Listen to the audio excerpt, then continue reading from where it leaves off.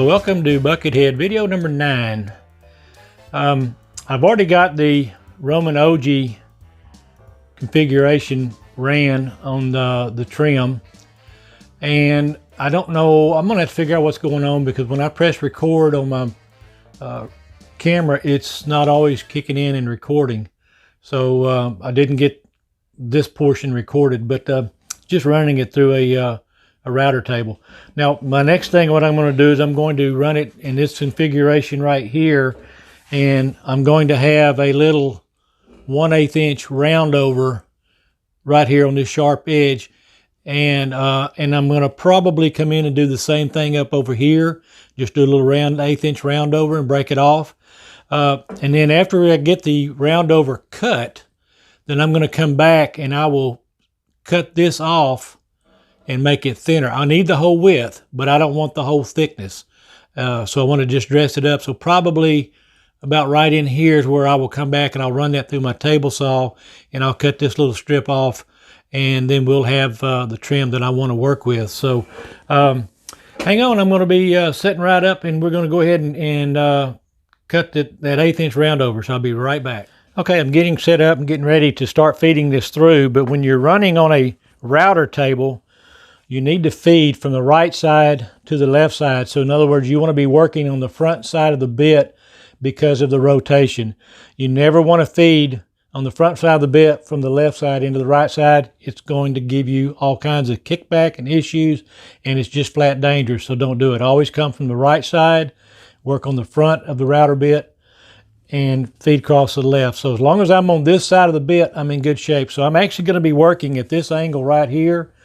And then as I get closer and I can maneuver it, then I'll actually maneuver the board and go this way, because I don't have a whole lot of room to feed the board all the way through that way. So you're going to see me change directions, but it's okay. It's going to work out fine. So, all right, here we go. It's going to be loud, and I'm going to go ahead and put my hearing protection on, and I'll play y'all music. So hang on, we'll be right there.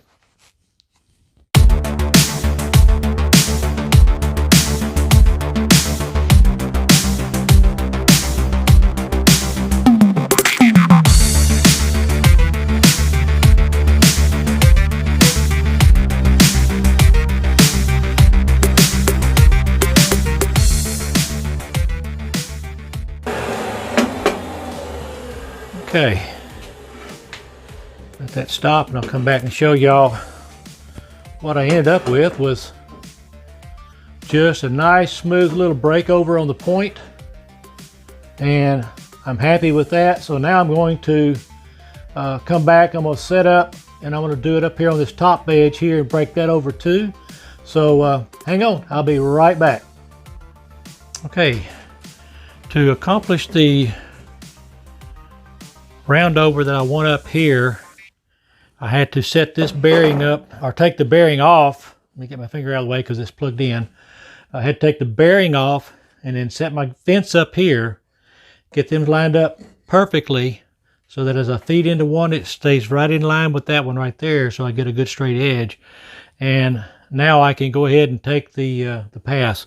What I've done is I practiced setting it up, and you can see right there how it's going to work out. So I've actually taken it just a hair deeper, because there's a little bit of lip right there, and I'm going to run that. So here we go.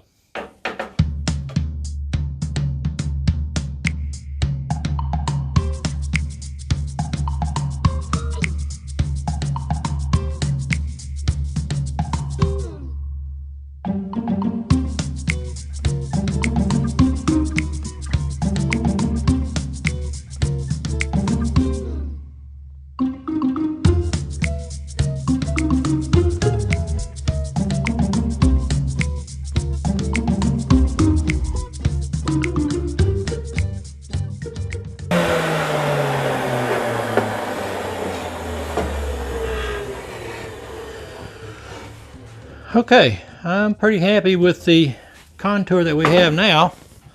See if I can get it over here. Hang on a second. So I have a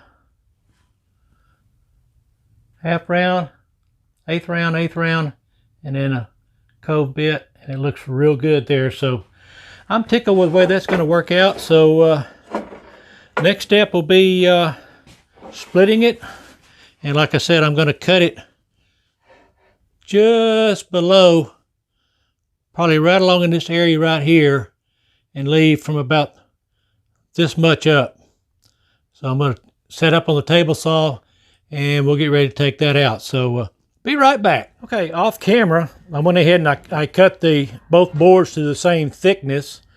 This is a little more narrower than this one is. So this one I will use around the flag holder, and this will go around the cremation box.